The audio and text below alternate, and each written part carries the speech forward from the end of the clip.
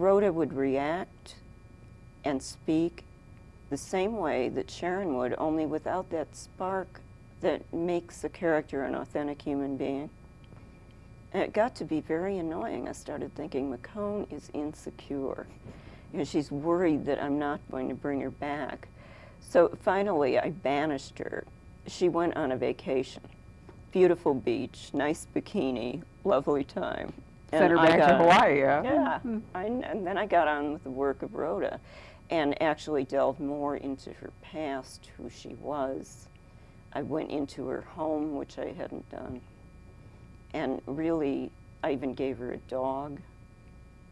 And an admirer who figures into the story, yeah?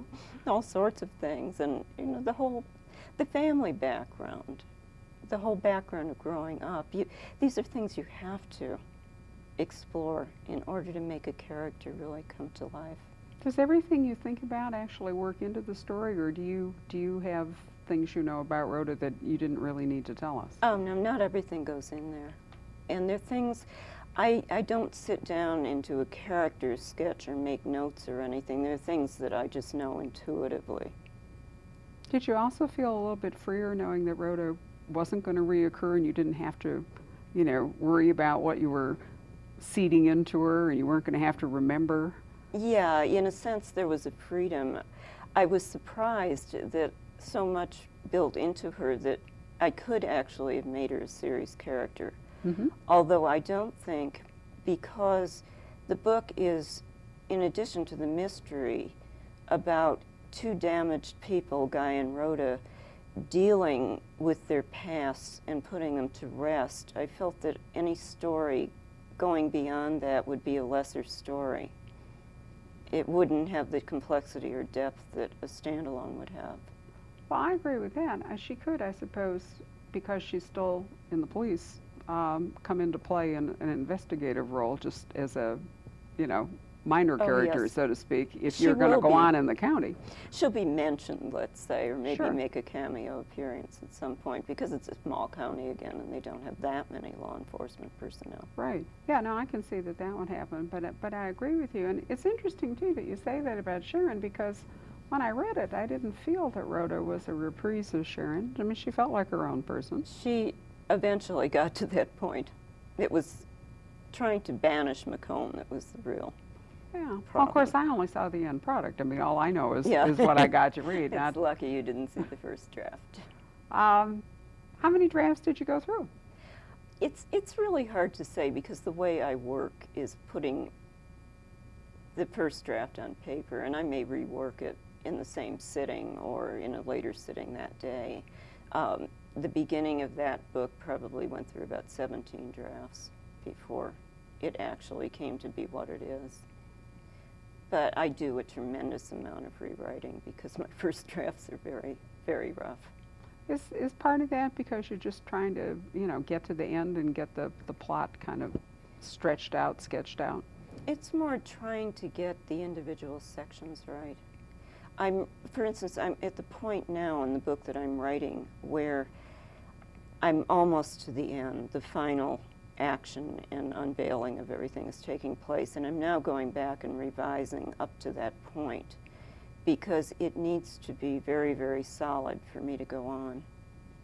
Do you write linearly? I never can say this word. Do you write, you know, chronologically from when the story starts through to the end, or do you skip around? Mostly I do. Every now and then I've gotten an ending that I knew was right. Oh. Not necessarily the solution to the crime, but what we call the wrap chapter, where everything is more or less tied up and the person's personal life is wrapped up too. And when I've known that's right, I'll put it down on paper, but it usually changes in the final drafting anyway. Yeah, it must be actually sort of a secure feeling to think that, you know, it's there and you can work your way towards it. Well, it's nice to aim at something if it's Absolutely. out there and you can see it. You know, the creative process is so fascinating, person to person. I've talked to hundreds of writers, and everyone has sort of their own way of doing it. Some writers skip around and then eventually assemble it all like a puzzle. I mean, I know an author here in Scottsdale who writes in little pieces, and then eventually has to cobble it all together. But it That doesn't. would be interesting. Well, it's an interesting idea. I know Aaron Elkins once said to me that he writes from a little central core out. Now He that's writes interesting. circularly, you know, Yeah. he starts with a germ here and then it keeps going. So his process is this way. I've It's never not talked to that him way. about that.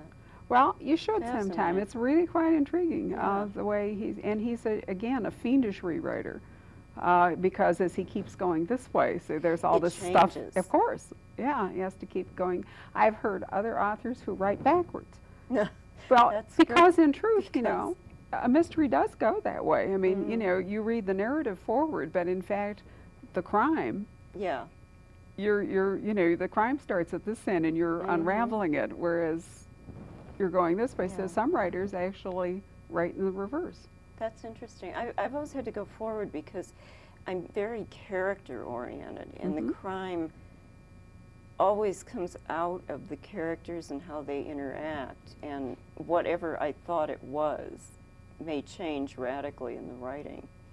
True. I agree that for the kinds of books you write, I can't imagine that you could do that deal. But there are books that are really almost Yeah. entirely plot driven. And if they're plot driven, it would be wonderful to do it that way because you would get everything in line. Exactly You'd almost as have you to in need some it. respects, or even Yeah. if you were going forward, I'm sure you'd meet yourself. Yes. You know, going at some point you going hope. backward.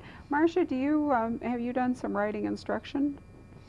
I've done a few workshops, but not very much. I think I'm better doing it than explaining it because so much of it for me is so on instinct.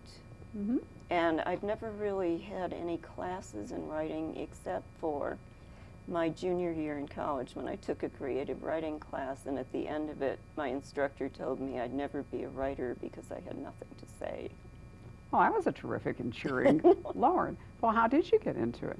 Well, I went into journalism. I took him seriously. I Ah. was 19 years old. Of course, you don't have much to say at 19. So I went into journalism, and that taught me a lot of great things that have helped with the business. You know, the deadlines, the researching. Sure, the discipline. But I was a terrible journalist. I would make up things and put words in mouths of people I interviewed. It was not my field. So in the early 70s, a friend gave me a Ross MacDonald novel and said, "You'd like this." And I hadn't read any mysteries since the girls' books when I was a kid, and of course Perry Mason. But I was fascinated. Well, by he would do that. it. Yeah, he's such a wonderful writer. I went back and I read all of his books, rationing them because I was very poor at the time and I could only afford a few paperbacks. And then I'd go to the library and take out everything else. And it was a logical step from wanting to be a writer, which I had since I was 12 years old, to saying, well, maybe I can do this. Let's try. And so was Edwin, in fact, the Oh, no. no, you had lots of drafts. There is a manuscript in my garage that's wrapped up in tape with a note on it saying to be burned in the event of my death. Why do you keep it? Well, somehow it's hard to part with. Hmm. Okay, so It's so you want to there. keep the baggage, but you don't want anyone else to Yeah. carry it. Is that it? It was the first Sharon McCone. Ah. And when I did the McCone files, I wanted to frame the collection with a story of a case she started when she first came to All Souls and solved on her last day there. So I had to go back to this book to see what I'd said about All Souls. And the writing was clumsy, and the thing obviously had no plot, but the voice, her voice, was there from the very first page. That's Not remarkable. quite as refined as it became. But after that, I did another manuscript that did not sell, but it attracted the attention of an editor who eventually bought Edwin. And then it was reworked into, I think, the second McCone novel. Proving that, well, nothing's ever wasted. No. Well, we are very fortunate that that you persevered despite this depressing bulletin. Oh, thank you. And now, unfortunately, we've run out of time, so I can't explore it. But my final question, which you can answer in maybe one word, is what's it like to actually live with another writer? Terrific. And the other writer is Marcia's husband, Bill Franzini, who has yet to come visit us, but we live in hope that someday he will. Marcia, thank you so much. Thank you.